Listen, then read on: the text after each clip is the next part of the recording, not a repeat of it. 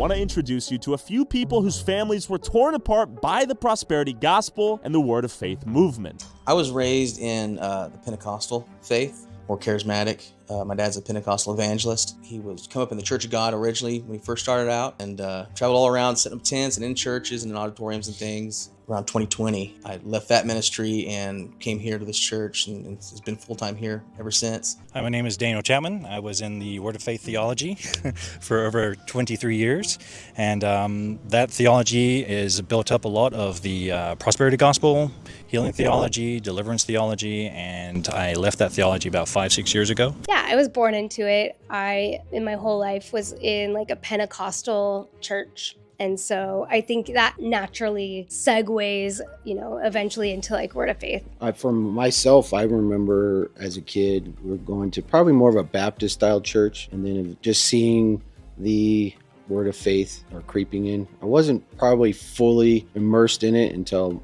Mel and I were married, and I joined her church a little bit about 20 years ago. God's power is for you. Oh, you don't have to come in here worried, anxious, wondering. The power of God is for you. All the resurrection power, that was made available when God raised Jesus from the dead. Oh, he's got digestion healing power for you. He'll take out shellfish allergies, peanut allergies, wheat intolerance, gluten intolerance, dairy intolerance, hands and feet, and the Lord heals you today. Explain, what is the prosperity gospel for dummies? So it is the belief, completely unbiblically founded, that as Christians we are supposed to prosper in every single facet of our lives. Our health is supposed to prosper. We're always supposed to be well. We're always supposed to be healed. We're supposed to be prosperous in the literal sense of finances. What drove you to leave your father's church? My biggest problem that I ended up having was I never really opened the Bible for myself a whole lot.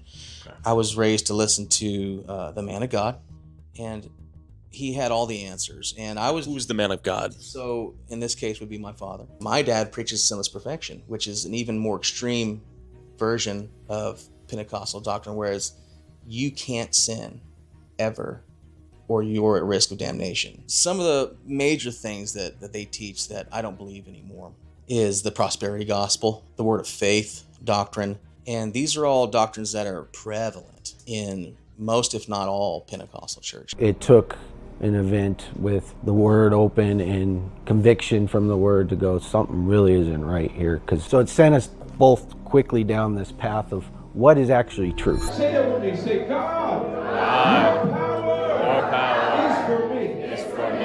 The exceeding greatness of his power. All the resurrection life in Jesus Christ when God raised him from the dead. That power is for you. Because I was scared for my soul. Because now I'm hearing from my dad, I'm going to hell. I'm not under his anointing, his protection. I'm not tithing to him anymore. Or God's covering or protection. I'm right now, according to them, out from underneath God's protection. And this is what happens when preachers put themselves on the level of God. When they call themselves Christ ones, or little gods, or little messiahs. Benny Hinn, Kenneth Copeland, Jesse Duplantis, they all use these kinds of terms. I would just say, as fantastical and crazy as these stories are, but there are people that we love so much. And I would say that this theology has wreaked havoc on our lives and in our relationships and our families.